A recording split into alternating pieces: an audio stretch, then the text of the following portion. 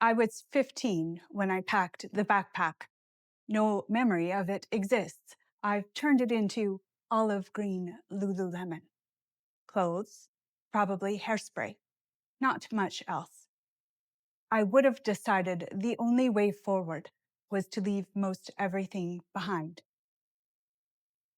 Other things I can't recall. Did I firmly believe this was the only option? I think so, but so much was disappeared, and for so long. I can't get back to her fully, can only sidle up near as I can, look at her out of the corner of my eye. Old diaries help. It was sometime between January and April, but they don't etch details.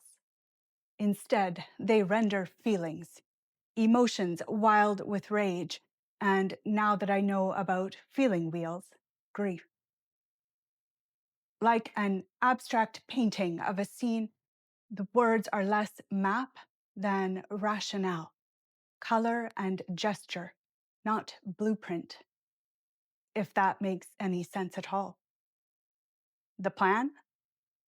My friends at the time were ones I'd be afraid of today, although I understand now each of us to be hurting fools, teen kamikazes who understood pain as best shared, believing its infliction on others would reduce what we bore. But being hurt doesn't excuse behavior. It only offers a lens through which we can understand at least part of the why. Calling it a plan feels disingenuous, but at the time, it felt brilliant. I leaned hard on the friends I understood even then were not quite friends, but rather the ones I followed around in hopes I'd finally find the jewel I was certain was buried deep under their rage and hatred of everything and everyone good. They knew a guy, revered him, in fact. T must have been in his late teens or early 20s, probably mentally ill, definitely a dealer, and likely an addict. T lived in a crappy ground floor apartment near my high school. Clearly, it was meant to be. My laser sharp focus on what I needed ensured I believed he would welcome me for free into his threadbare, smoke filled space when he understood my predicament. In my mind, I'd already begun cleaning and redecorating. Obviously, I would help him turn his life around.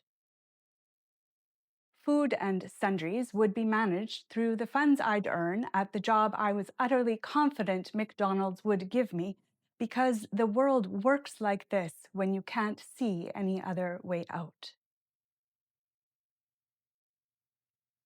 I'd never worked a shift anywhere in my life, but assumed fast food chains were built for emergencies like mine. In my imagination, the manager had already scheduled my short shifts around school, noon to 1 and back for the supper rush. I'd save enough to get my own room, live small, unobtrusively. I must have taken my stuffed backpack to school. At the end of the day, I must have simply not gotten on the bus to return home. Found my small group of friends, drawn courage from their support of me crossing all of the lines. When we arrived at T's apartment, he wasn't there. The backpack hung heavy on my shoulders. Remembering how I'd declared I'd sooner sleep on the street gives me empathy for the young people I see today making the same impossible calculations. My friend R, who frightened me with his allegiance to skinhead culture and cruel expression, was the friend who asked his mother for permission to keep me indoors. Of all my friends, he was the least likely to help, and yet got me a night in his parents' basement, on their sofa. With the hubris of youth and absolute desperation, I can't tell you I'd planned anything further. Things would, I was confident, work out just like this, indefinitely. I'm certain I pictured being offered that sofa forever. I'd make myself small, be helpful, eat little, function as a ghost, be quiet and helpful. This mostly entailed me washing dishes. I do remember that, while I saved paychecks, found a room of my own. Then voices at the door, then footsteps on the stairs. R, followed by his mother, and behind her, my own.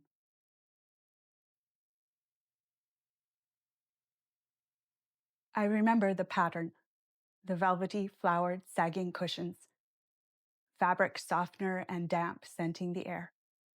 Not much else. Let's go, she would have said, gentle but firm.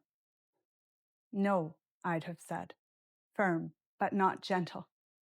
Something simmered in her, and it wasn't anger. I'm not certain I'd identified what it was, but I think deep down I understood. Clearly, she had enough authority over me that I left.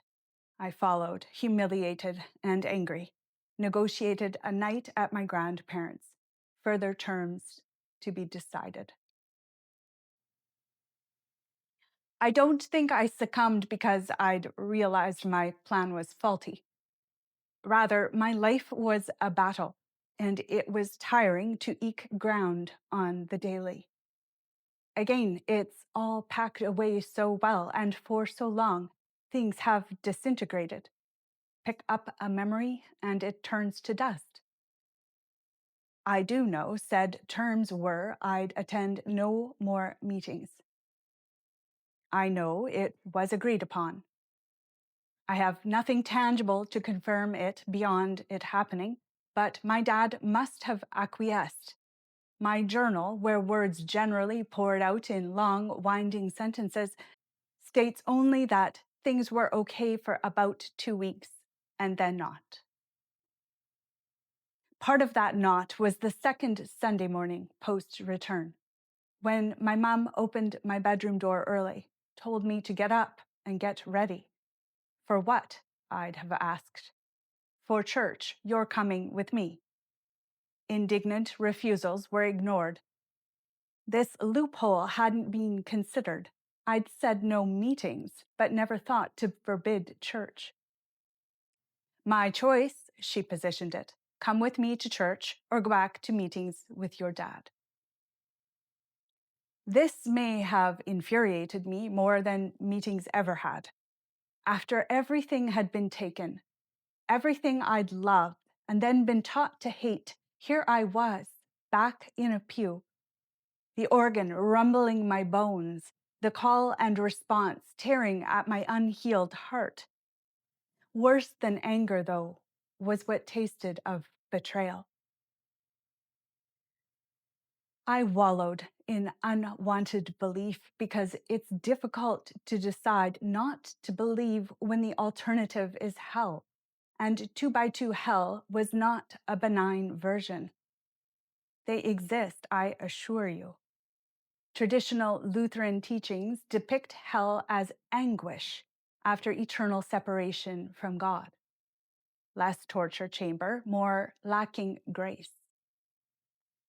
Similar to Catholic and Pentecostal visions, the 2 by 2 version was absolutely jam-packed with brimstone and fire.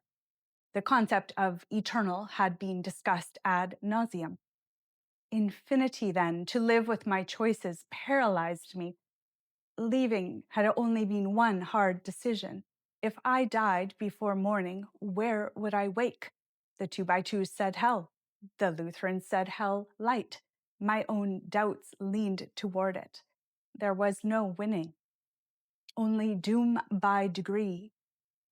Unable to commit to complete disbelief, Lutheran Sunday school had tilled my heart too well. Unbelieving was scorched earth. Plus, The two by two knots stayed tight. Their theology presented the only way. If you failed to accept it, your weak nature easily assigned you to hellfire and damnation. They would never have used that word, of course, too close to swearing. Adapting heaven and hell back to Lutheran versions was impossible. So was atheism.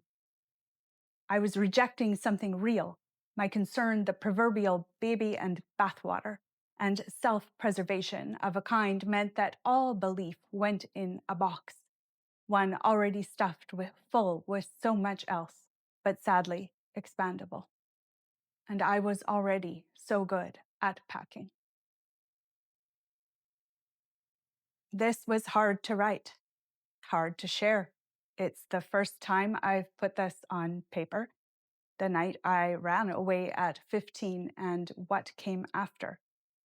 If you've walked a similar path, if you know what it's like to feel safer anywhere but home, or if you understand the impossible choice between belief and damnation, I see you. I'd love to hear from you in the comments. Your words matter more than you might think. If you're new here, I'm Kristen, and this is Cultivated, a serialized literary memoir about growing up in a nameless cult and the long work of becoming whole. I publish, generally weekly, as I work through the material, some of which I've avoided for decades. Hit subscribe so you don't miss what comes next. And if this resonated, sharing it helps other people find it, people who might need to know they're not alone. Thanks for being here. This is Kristen, this is Cultivated, and I'll see you next time.